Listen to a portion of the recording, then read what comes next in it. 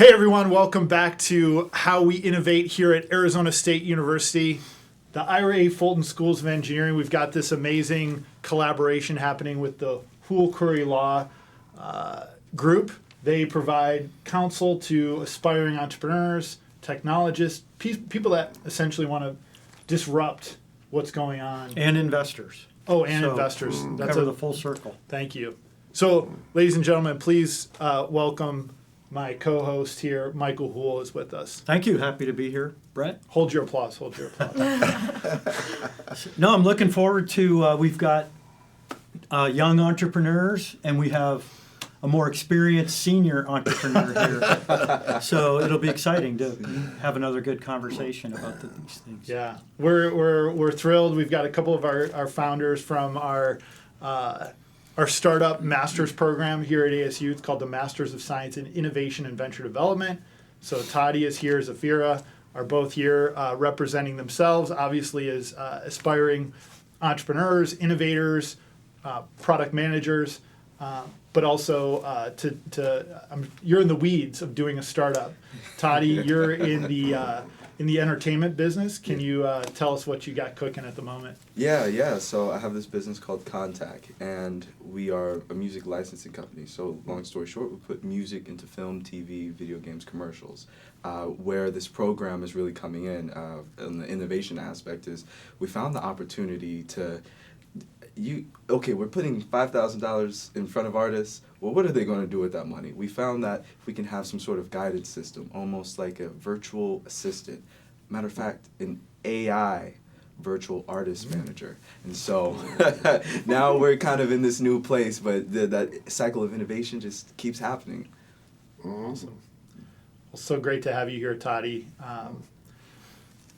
We're going to introduce Wayne in a second. Wayne obviously has been a business person for, I think, all of his life since he was a child, from what I understand. So washing cars. And Toddy, we know you've been a creator almost your entire life, an artist, a business person.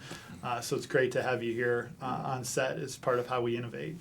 Zafira, welcome back. You've been part of this craziness a few times now. So.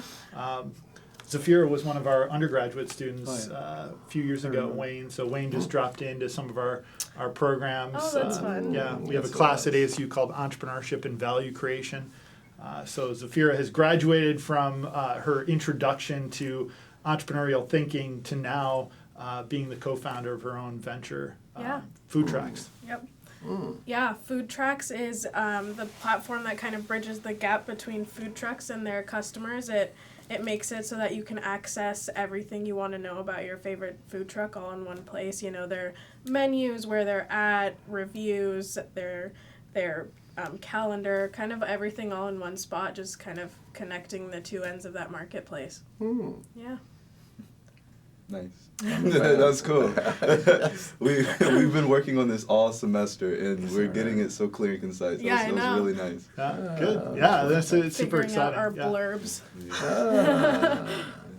So, Wayne, again, so great to have you here. Wayne Culliver, ladies and gentlemen. So, Wayne, if you wouldn't mind, Michael and I are excited to hear some of the lessons you've kind of put together to share with people. You're a published author. You have a long career in industry here, so if you wouldn't mind sharing some tips with Toddy and Zafira, and of course Michael, he's still learning. I know everything, so you don't really need to teach me anything. I'm kidding. We could tell your head's that big. Like, it's really big. So, Michael, let's hear from. Let's hear from. Absolutely. Wayne. Fire it up, Wayne. Okay. Thank you, Brent, for having me this morning. When I met Brent a couple of months ago, we hit it off and connected because I'm an old entrepreneur, and Brent is in that field as well. So he asked me to put some notes together, and I'd be glad to share some of my experiences. Maybe it would be helpful to you guys along the way.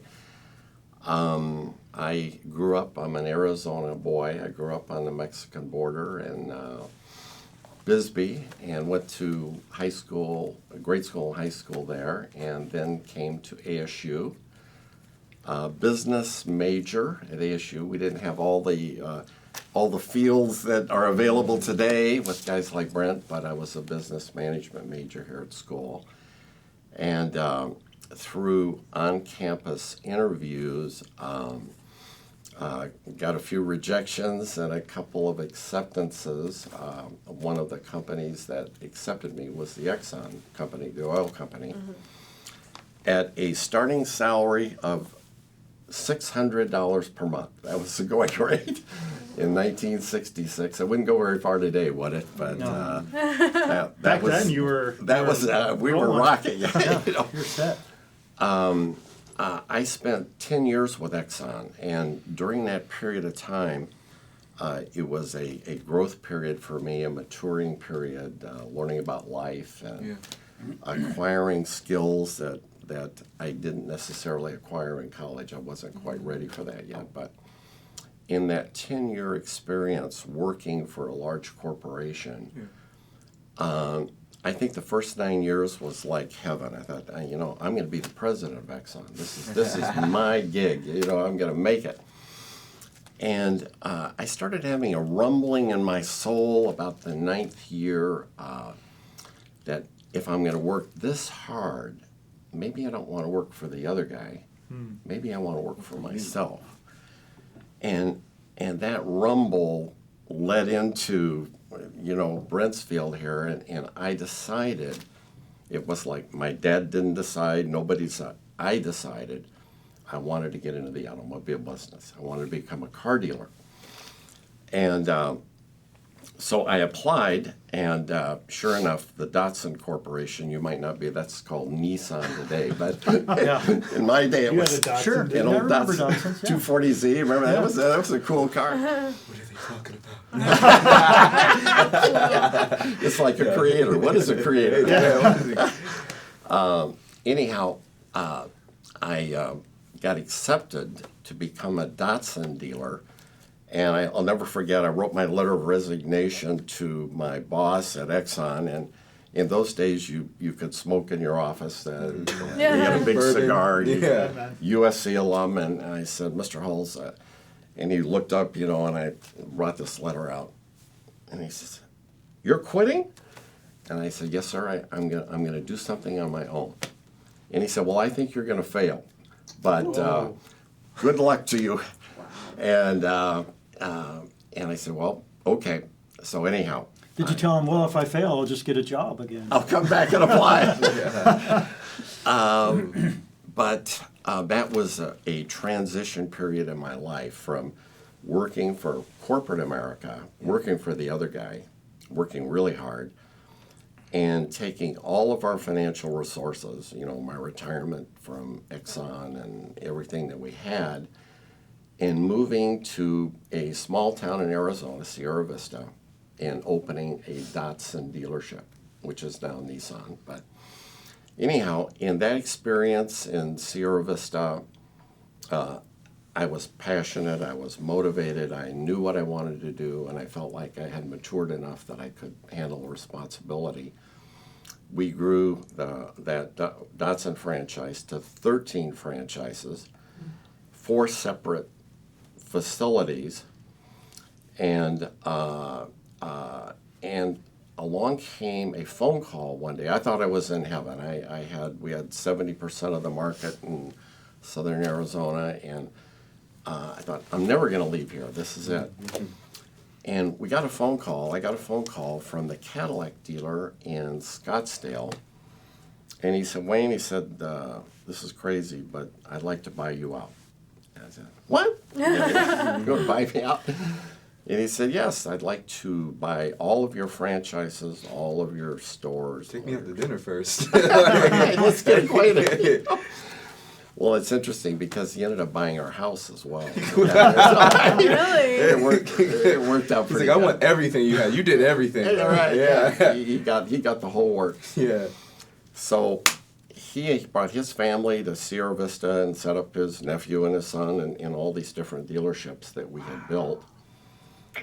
I came to Scottsdale and became the Cadillac dealer. What was the duration of time between, like when you started it to when this happened? 12 years. 12 years? Okay.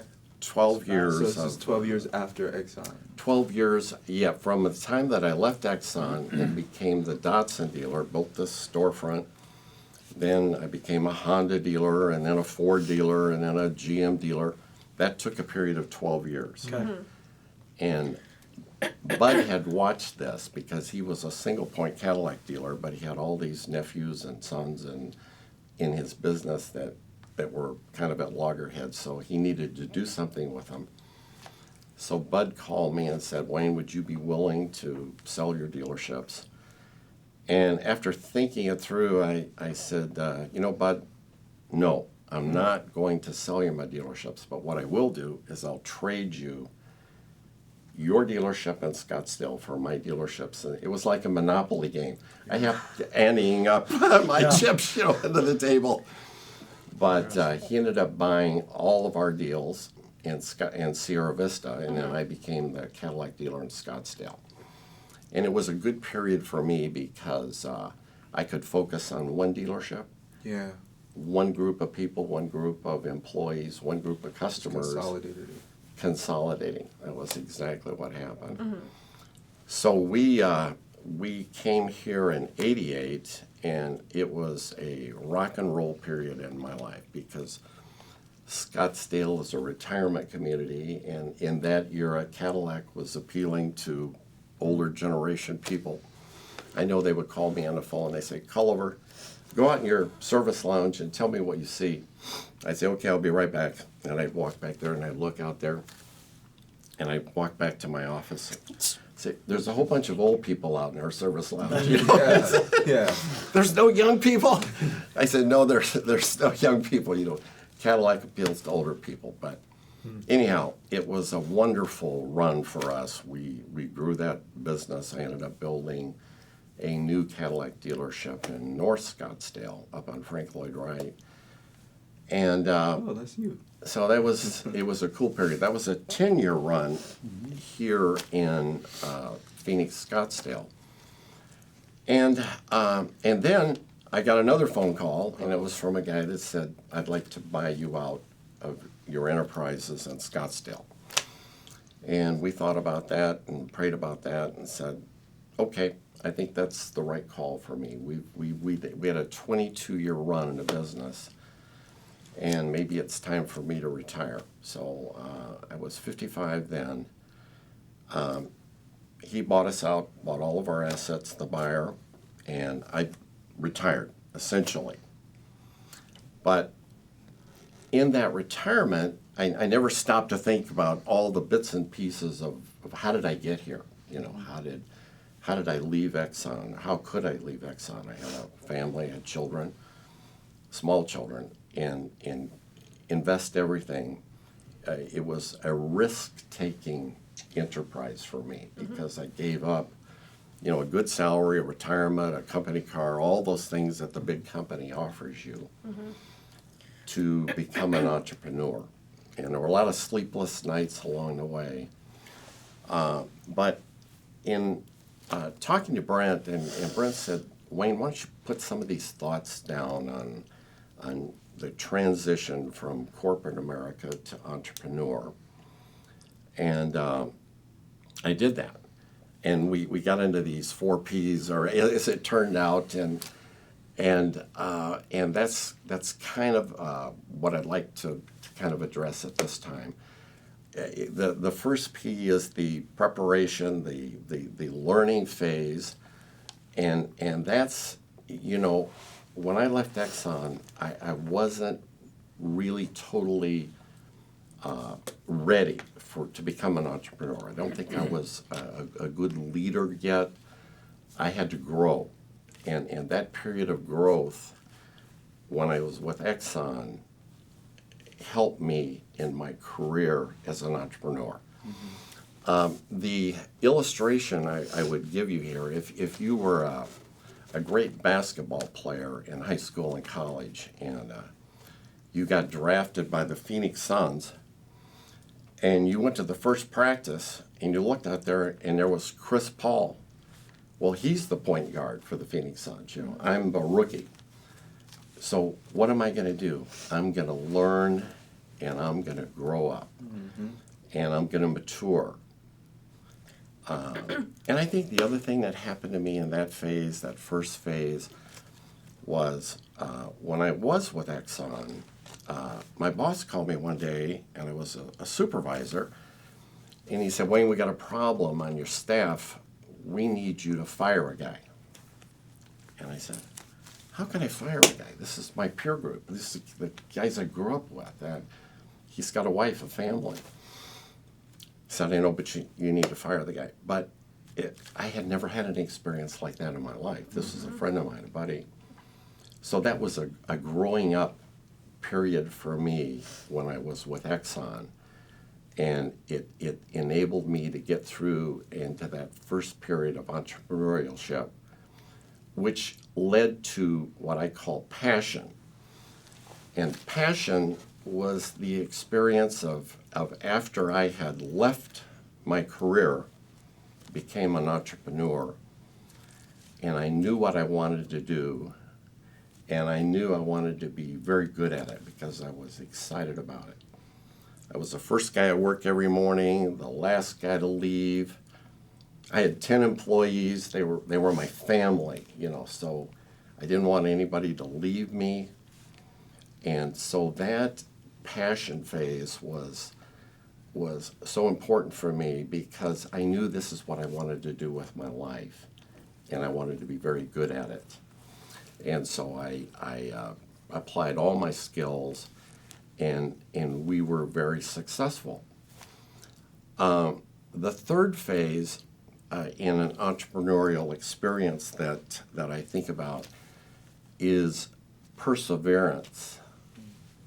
There was the preparation phase, the passion phase, and then perseverance. And when you're an entrepreneur and you're not getting a check from somebody else, my experience is that there are things that are going to happen in your life that are out of your control. We just had a pandemic. And the expression that I reflect upon in business was, in time of peace, you prepare for war. And in my life as a businessman, everything was good. We were rocking, we were making money, there were no external circumstances. We didn't have a pandemic. We didn't have a recession.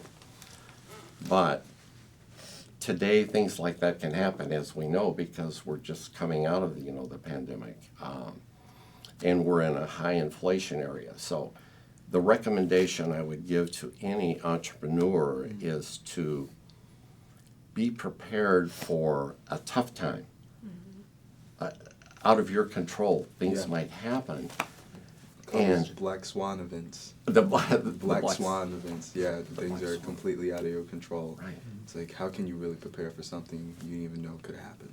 Exactly. Yeah. And so that's in the perseverance period. In my take, it's you got to gut it out. You've got two choices. This thing happened. I don't like it. I'm just going to quit. Or, no, in time of peace, I prepared for war. So I built my financial reserves. I did everything in my power that I could have staying power if something happened beyond my control. So as a old entrepreneur, that would be something that I would suggest to you guys, to be prepared for things that are out of your control. Yeah. I was going to segue over into, like, what are some of those hard decisions that you had to make? Because it sounded when they presented you, like, I want to buy your enterprise, or let's trade and all that. Those you kind of said it with such ease. At what turns did you find some of those hard decisions coming up? Well, that's a good question, because when we were in Sierra Vista, the first hard decision was leaving a corporation, because you can get so ingrained in that paycheck and the amenities of being an employee of a large company. Right. And to give that up to become an entrepreneur was probably the toughest call for me, because all of a sudden I didn't have a paycheck. Yeah. You know, nobody is, I didn't And you have got a somebody- family too. and I have a family. And so I think that was the toughest call. The decision to move from Sierra Vista, which was a town of about 40,000 people, had a large military base, was easier for me because I kind of felt like I was in the minor leagues, which is a smaller community, and the major leagues is like a metro market, like Phoenix, Scottsdale. It would be like if you were a pitcher in the minor leagues and you got the call to come to Dodger Stadium, you know, Right. here you are on the mound, you know. So it was an easier call for me to move from Sierra Vista to Scottsdale because I could focus all my energy with one group of people, one group of customers, and apply all of the things that I had learned along the way, all the experiences that had taught me the leadership skills of learning how to. I had never fired a person. I wouldn't even think about it's hard to think about firing somebody that's a friend of yours. But that was that growing period, that preparation period for me of growing up to be able to handle the things that life will throw at you. Yeah, when you say growing up, I've definitely had, in these last 3-4 months being in the program, this has been a part of my coming of age story, where I'm able to actually conceptualize the world not revolving around me, but me in it, and working with people to better the world through whatever kind of solutions we find for the problem. I guess, what would you say were some of the problems you found solving with the businesses that you had? Well, I think as an entrepreneur, that one of the biggest problems that we had to address was cash flows and performance. We had to produce a bottom line because I had employees. And, when you're laying awake at night and you're thinking, initially I had 10 employees, and in the end we had, I think, 200 employees when we were in Scottsdale up here. But I'm responsible for them, So I think the most difficult thing for me as you grow your entrepreneurial business is being properly financed, properly capitalized, so you can grow and be able to finance it and handle responsibilities. Because as you grow, you add employees, or you add a food truck, or you add things that are an additional expense. Maybe you own a storefront now. So I think the biggest thing for me in transitioning from the corporation to entrepreneur was I had to be very disciplined financially. We had to be on a family budget, for instance, and be prepared for a rough time that might come along. And it's interesting because the last P in my thing was, I call it prayer. There we go. Because as a Christian businessman, I didn't feel like I could handle all the problems that might hit me every day when I go to work, and customer complaints and employee issues and things like that. So in the morning, I would get out of bed, get on my tennis shoes and sweats, and I would go for a run. And it was a kind of a prayer time, a quiet time, a time that I could ask for wisdom and for a peace of mind. And I think that helped me because then I could go to work in the morning and I could be peaceful before I was hit with the first issue, whatever that may be, a bank call, you're underfinanced in one project, an employee who didn't get promoted, and I could think through it more clearly. Right.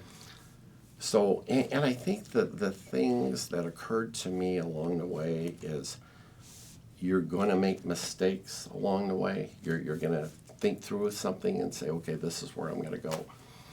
And you're going to discover that it wasn't the right decision.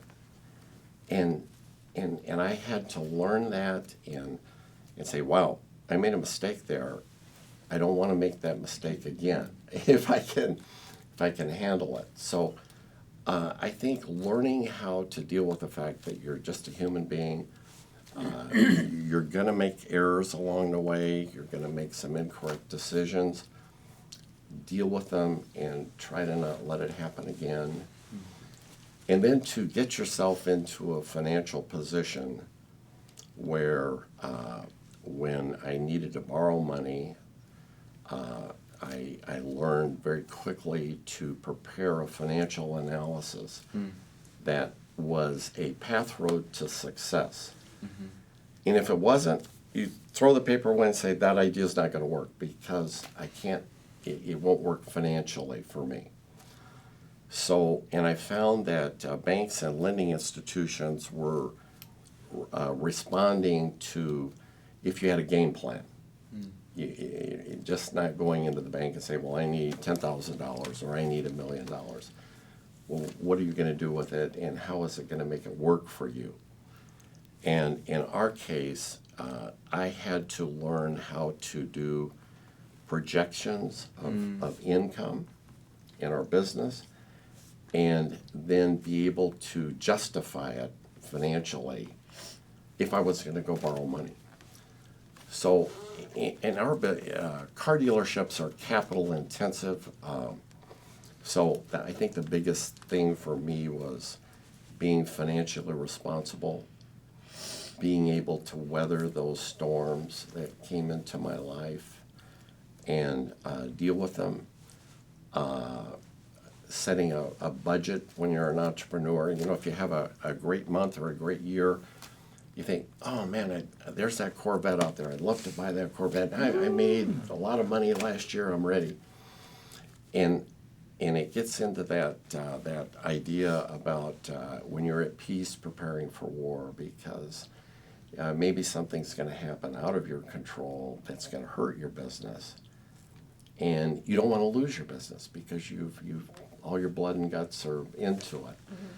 So those are some things I think that work for me. That What have you done since 55 when you retired, 55 years old? I bought. Corvette, that Corvette. Well, I worked. Yeah. No, it was a Porsche, but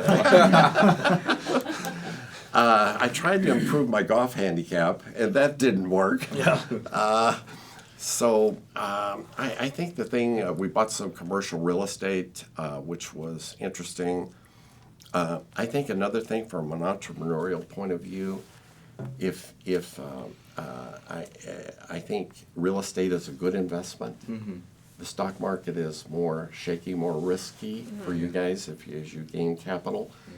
Real estate is a stronger investment. So we bought some commercial properties and managed them and stayed active in the business market. And then now we've sold them, so now I'm just hanging out with Brent and Yeah. you guys and trying to be a help to you guys if I can. Have you ever bought laundromats or any kind of boring businesses like that to add to your portfolio? We bought a apartment complex Yeah. in Tempe here, but not a laundromat. I've never, I haven't ever, don't have any experience. with that. You're talking about the benefit of investing in something a little bit more passive. Yeah. You know, where running a car dealership very, as you mentioned, intense. It's Yes. high you know, touch point, any kind of low Yeah. touch point businesses in the portfolio. Yeah. Yeah. Vending machines, Vending laundromats, machines, Storage. storage Uh-huh. facilities. Yeah. I think those are good. I think that's a good idea where you're not having to get involved Yeah. day to day in managing it. So I see questions on y'all papers. I'm going to start stealing y'all questions. Well, I've got one that I want to return back to your decision to leave the corporate world. Yes. And tell us a little more about your thoughts as you got close to making the leap. I mean, Yes. did you try to suppress that feeling and say, well, that's just a harebrained idea. I'm going to continue to get a paycheck, and eventually it started to wear on you, and you had to give in. I mean, just explain that a little bit, because I have a theory that if you're an entrepreneur and you have the gene in you, you can't suppress it for your whole life. It must come out. It must come out. It must come out. So I feel like you probably had it, Yeah. and you did your thing in corporate America, and eventually it's like, I have to do this. I have to do it. Well, it took me 10 years, and I hope whoever, and in your guys' case, it might not take you 10 years. I worked for the other guy, but I think after about 8 or 9 years, you realize this is a hard job. I mean, it's long hours. It's just coming to this office every day, and the thought that crept into my mind, well, if I'm not going to do this, what would I do? And that was my first step of saying, gee whiz, I could do something on my own, because I think I had matured during that period with the corporation. Yeah. So that was... But it's so different from the oil business. Yes, It's like, I'm surprised you didn't stay in that genre of business. Well, my father was a car dealer, and so I had cars. So you had a connection. I had cars in my genes. Yeah, I loved exactly. cars. Yeah. And so it was an easier transition for me, because I loved cars, and I don't know, in thinking through it when I was out there 9 years and working hard, and nobody knew I was thinking about leaving except me. Yeah. Well, you didn't tell nobody. And I didn't tell anybody. Well, I told my wife, and I kept it quiet, but I kept going back to what would I do on my own. And in my case, I felt like the best fit would be the car business. I've been Right. exposed to it through my father. Makes sense. And you know what? It worked. The most exciting thing in my life is when I look back on it. There were some hard times and some tearful nights and some joyful times, and in the end, it was a successful run for me when I got into something that I was really intensely fired up about, and that was the entrepreneurial experience of being my own boss. Right. And being responsible to my employees. All of a sudden, I wasn't responsible to the main man, Mr. Exxon. Yeah. I was responsible to you, because maybe you were working for me. And how can I help you? How can we get better together? And that's the one thought that I have as a business entrepreneurial is as you hire people to think in terms of I'm marrying you. I'm responsible for you. And so I want you to be successful. Not me. I want you to be successful. And what I found in our life is if my 10 employees at my Dotson agency were successful, then I would become successful. If they weren't happy and grousing around and I wasn't taking care of their needs as an entrepreneur, none of us were going to be successful. Yeah. That's a So great philosophy. Zafira, you want to close us out with a last question for Wayne? Yeah, sure. So my question is, car dealerships are kind of such a static industry. I feel like in my mind, up until Carvana came, nothing really disrupted that industry. So as someone who owns so many, how did you keep innovating and keep your dealerships, better than the other ones? Because I feel like it's hard to differentiate yourself as a dealership from other dealerships. So what was your process of innovating your dealerships and what you did? Great question. that's a really good question. I think one of the things that I learned along the way in that regard, because I was a Datsun dealer and I had a Toyota dealer up the street. I mean, Exactly, geez, yeah. he's good too. I mean, people liked him. Yeah. I asked my customers why they chose us. And it was an interesting process. I didn't start it at the beginning, but then in the end I had a plan at the dealership that as the customer was leaving, that they brought them in and I got to meet the customer. And my thought in doing that was, well, I want to thank you for choosing us, because you got a lot of choices out here, when you're buying a car. Right, yeah. And then secondly, how did you choose us? What went through? And it was really interesting to me to discover some of the reasons that weren't planted in my mind initially on why they chose our dealership. Maybe it was something that we were doing in a community.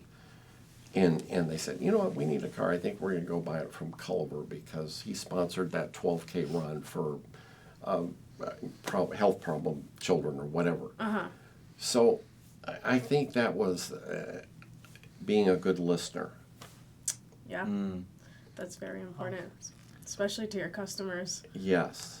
So, And- yeah, Wayne, as these two very well know, we teach a methodology called customer development as a new entrepreneur with an idea on how to solve a problem. One of the initial steps is to very deeply and broadly engage the human beings who you're trying to help in the marketplace. And your answer to the unique value proposition question Zafira teed up was in complete alignment, thankfully, in regard to the methodology we teach. And you know this too, Michael, through our work with iCore, technologists that invent things in the lab. They come up with this new invention. Part of the challenge is, well, who's going to use it, or more importantly, pay for it? And so really understanding customer intent and what sets your invention or your brand apart from the others in the market is huge. So, hey, Michael, we learned 4 new P's. Yeah. As a business student in my olden days, we learned the 4 P's of marketing. Yeah, And now, that's remember what the I was 4 thinking. P's? Yeah, Yeah. product, place, promotion, and price. Well, one thing I'd say is, as you were saying those things, I don't view those as being serial. Like maybe the preparation is, but the rest they kind of overlap and they're parallel, and they all apply. Yeah. They all Throughout the apply. whole life of the business. So Yeah. what are we gonna? Are these in your book, Wayne? No, they're not in our book. And the next one. The next we just wrote. You can put it in the back of the book where you acknowledge Brent. There you No, go. you can't help it. I always love 4 P's, right? There's nothing, Yeah. and I think you were working on a 5th P. We were, and I think that's family. In my PH family. no, no, It's a stretch, but I'm with it. I'm not a master's degree, but I appreciate you guys extending your careers in school to learn more, to be able to. In my case, it would be family, because I think as you're out there, you need support. You need a support base, and my wife's name is Pensy, so that would have been my interesting. the P there. But like it. it's being sure that you have a strong foundation behind you when you're out there, because it can become tough, as you guys know. It's competitive. Yeah. The marketplace is difficult, and Yeah. You need to have your support system. you need to have a support system behind you. And Yeah, it's interesting. It sounds like you were a solopreneur, essentially. Yeah. Aside from your family, so you looked at your family as more of a support. Where some entrepreneurs, they'll look at their co-partners, Yes. and you hear a lot of different philosophies about it's better to have others involved in your startup versus just going it alone, because it's much harder. But there's different sides of each coin, and you can make it as long as you have whatever it is that's your support system, and you Yes. found yours Yes. through, like you said, prayer, your Yeah, family. your faith, Yeah. your family. Yeah. Things like that help you, because there's rocky times, when we're all out there. And you need a strong foundation to get you through those Yeah. periods. My father says proper preparation prevents poor performance. So the 5 P's that's in There, Yeah. now that's see there. Write that down, Todd. Thank Proper you. Yeah, preparation shout out to your dad on that one. Yeah, absolutely. Hey, That's like a tongue twister. he nailed it. I think I need to meet him. Yeah. We'll get him in on the next segment. He's actually been the entrepreneur my entire life. He's always had a business, always worked for really? himself. Great. So That you wasn't even really you think got about that. the bug. You got the Yeah, We my need mama to- had a food truck. Like it's a whole bunch of stuff. Michael, yeah. we need to investigate your theory about the entrepreneurial gene because I think growing up in these environments is a key factor as well. So It's I not a didn't- theory, it's a truth. If- But it started out as It's a theory. true. Yeah. Well, hey, Toddy and Zafira, thank you so much for joining us today. Obviously, Yeah, thank you're you, our Wayne, future. for all of your time. Oh, well, I enjoyed being with you guys today. I Absolutely. hope some of the things that will be helpful to you along the way. Yeah, it was great hearing your story. Congratulations. Thank It was you, yes. very good. Thank you. Thanks, Thank Wayne. you. Thank you. All right, everyone, take care. We'll see you in the next episode.